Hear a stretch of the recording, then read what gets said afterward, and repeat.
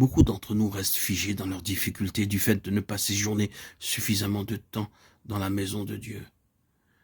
Ce n'est qu'en se rendant à la maison de Dieu qu'Abraham a reçu la réponse et le réconfort auquel il aspirait, ainsi que la bénédiction véritable.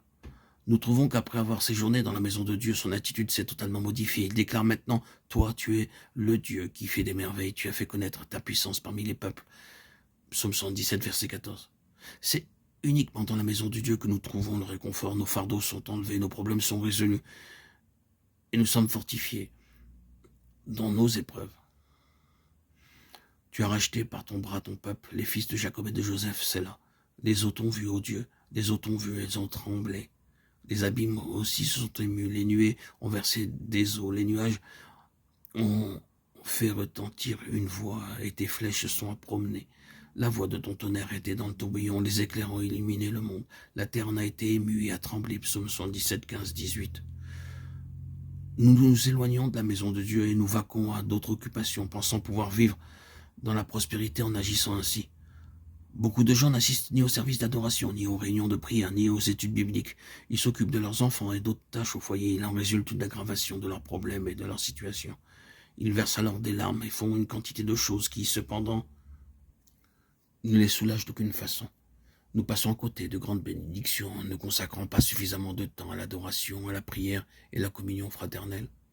C'est là que le psalmiste a clairement découvert ce que Dieu avait préparé pour lui. Ta voix est dans la mer et tes sentiers dans les grandes eaux, et tes traces ne sont pas connues. Tu as conduit ton peuple comme un troupeau par la main de Moïse et d'Aaron. Psaume 117, 19, 20. Ce n'est pas avec nos yeux physiques que nous pouvons voir un chemin dans la mer, et encore moins lorsqu'elle est déchaînée. En nous rendant à la maison de Dieu, nous trouvons clairement le chemin au travers de la mer et des grandes eaux. Nous pouvons être sans crainte. C'est dans la maison de Dieu que nous sommes en sûreté.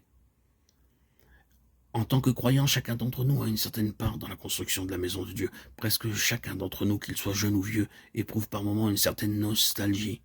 Il arrive parfois que nous soyons découragés, que nous désirions retourner au foyer. Et si nous éprouvons quelquefois de la nostalgie, Dieu éprouve de son côté le même sentiment. Il désire lui aussi un foyer. Notre Dieu souverain et grand, le Dieu de toute puissance, soupire après un foyer, où il puisse aimer et être aimé. Une maison n'est pas comparable à un foyer. Une maison n'est guère davantage qu'un édifice meublé. Mais un foyer est un endroit où les membres d'une famille sont entourés d'amour, même s'il s'agit d'une simple hutte. On ne pourra jamais dire d'un hôtel, d'un hôpital ou d'un atelier que ce soit un foyer.